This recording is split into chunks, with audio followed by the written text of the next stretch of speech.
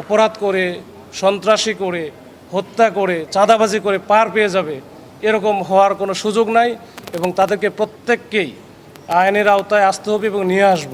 কোনো সন্ত্রাসী বা কোনো অপরাধী এই রাষ্ট্র বা সরকারের ক্ষমতার ঊর্ধ্বে না।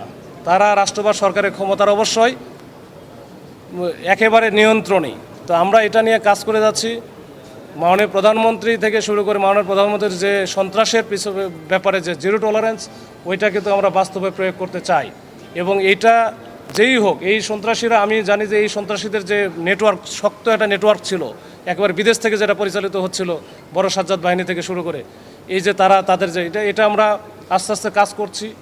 এটা অনেকাংশেই আপনারা দেখেছেন যে এটা আমরা ভেঙে ফেলেছি, তবে এখনও পর্যন্ত তারা আছে। এটা পরবর্তীতে তাদের যারা আছে এখানে এই সংঘবদ্ধ চক্রের মূল হোতাগুলো এখনও আছে, তাদের ব্যাপারে আমাদের একই নীতি এবং এটা কিন্তু এটা চলতে থাকবে এবং নিরলসভাবে আমরা এটা লেগে আছি এবং কাজ করে যাব।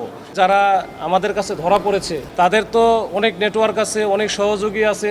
এখন যার কাছেই আমরা যাচ্ছি বা যেখানেই অভিযান দিয়েছি সেখানে দেখা গেলো সে আগে আসলে জেনে গেছে।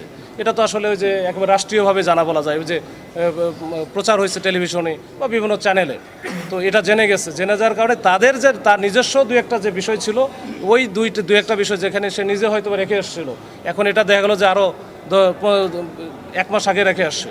তো এই বিষয়গুলো এগুলো হচ্ছে জং ধরে অনেক কিছু হয়, এটা স্বাভাবিক, এটা লোহার জিনিস।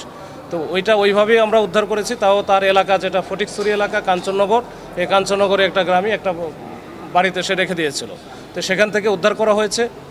তো আমার মেসেজটা এটাই যে সন্ত্রাসী বা অপরাধী তার কোনো দল নাই, তার কোনো সমাজ নাই, তার অন্য কোনো পরিচয় নাই, তার একটাই পরিচয়, সে হচ্ছে অপরাধী বা সন্ত্রাসী। তো তাকে আইনের আওতায় নিয়ে আসার জন্য যা করণীয় আমরা তা করে যাচ্ছি এবং করবো ইনশাল্লাহ।